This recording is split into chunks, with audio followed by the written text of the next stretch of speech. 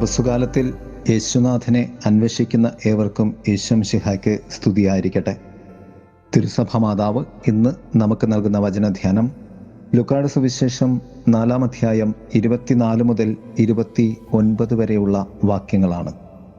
കർത്താവായ യേശുനാഥൻ സ്വന്തം സ്ഥലത്ത് തിരസ്കരിക്കപ്പെടുന്നതും സ്വന്തക്കാരാൽ അവമതിക്കപ്പെടുന്നതും ക്രിസ്തുവിനെ അവർ മലയുടെ മുകളിൽ നിന്നും തള്ളിയിടുവാൻ ശ്രമിക്കുന്നതുമാണ് സുവിശേഷം. 3 കാര്യങ്ങൾ ഇവിടെ സുവ്യക്തമാണ്. സ്വന്തമായവരുടെ മധ്യേ തിരസ്കരിക്കപ്പെടുന്ന ക്രിസ്തു, അന്യരായവർ സ്വീകരിക്കുന്ന ദൈവത്തിൻ്റെ സൗഖ്യം, ഞാൻ കണ്ടെത്തേണ്ട ക്രിസ്തു. 1. ക്രിസ്തു ഒരു സാർവത്രിക സത്യമാണ്.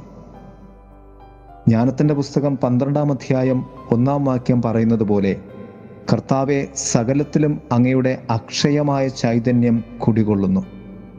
ദൈവപുത്രനായ യേശു സകല ലോകർക്കും വേണ്ടിയുള്ളതാണെന്നതിൻ്റെ സാക്ഷ്യമാണ് സ്വന്തക്കാരിൽ നിന്നും സ്വന്തമായവരിൽ നിന്നും അവൻ ഏൽക്കേണ്ടി വന്ന തിരസ്കരണം.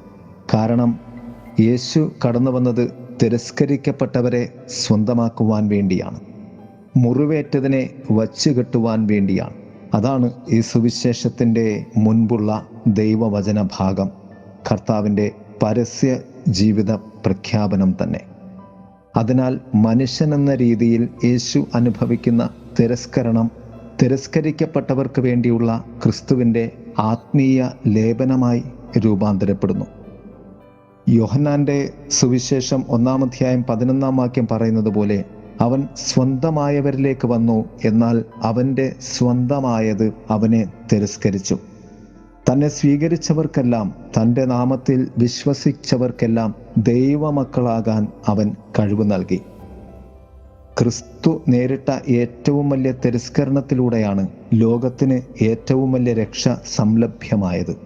അവിടെയാണ് ലോകം മുഴുവൻ ക്രിസ്തുവിൻ്റെതായി മാറുന്നത്. 2. ക്രിസ്തുവിൻ്റെ 2 പ്രധാന ദൗത്യങ്ങൾ സൗഖ്യം നൽകുക എന്നതും പ്രവാചകത്വത്തിൻ്റെ നിറവുമാണ്.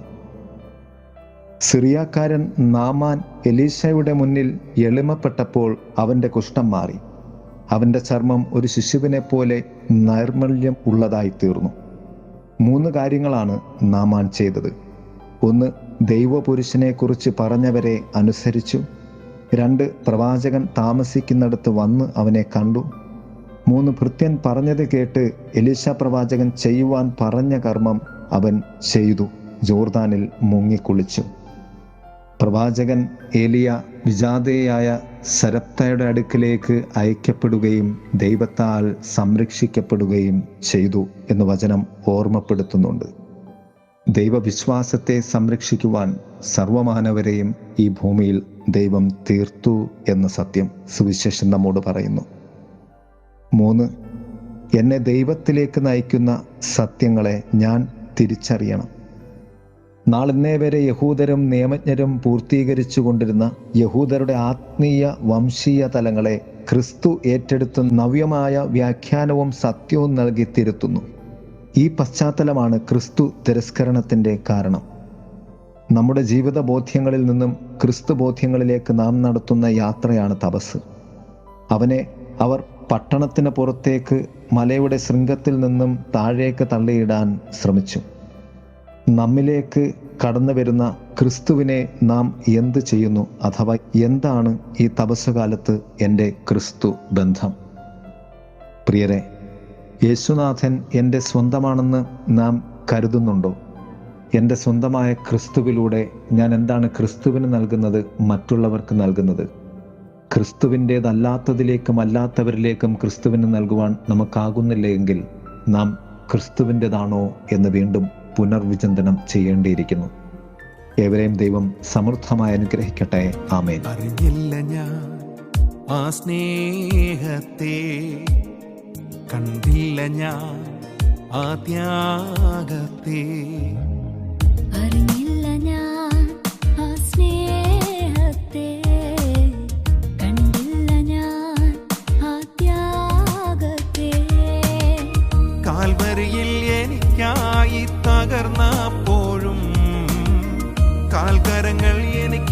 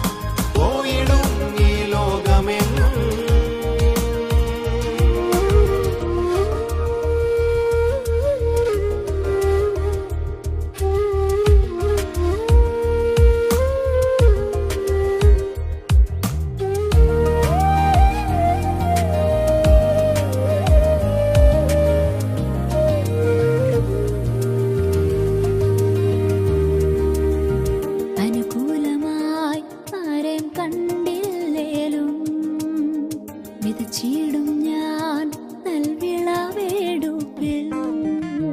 അനുകൂലമായി ആരെയും കണ്ടില്ലേലും വിതച്ചിടും ഞാൻ നൽവിളവേടുപ്പിൻ. ഒന്നും തന്നെ നഷ്ടമാക്കിയിടാതെ പരാക്രമശാലി പോൽ ബലം നൽകിയിടും. ഒന്നും തന്നെ നഷ്ടമാക്കിയിടാതെ പരാക്രമശാലി പോൽ ബലം നൽകിയിടും. യേശു എൻ പക്ഷത്തുള്ളതാൽ യേശുവൻ പക്ഷത്തുള്ളതാ. പോയിടും ഞാൻ യേശുവിനാൽ, നിന്നിടും എന്നാഥനായി. ചെയ്തിടും എൻ യേശുവിനാൽ, പോയിടും ഈ ലോകമെങ്ങും. പോയിടും ഞാൻ യേശുവിനാൽ, നിന്നിടും എന്നാഥനായി. ചെയ്തിടും എൻ യേശുവിനാൽ, പോയിടും ഈ ലോകമെങ്ങും.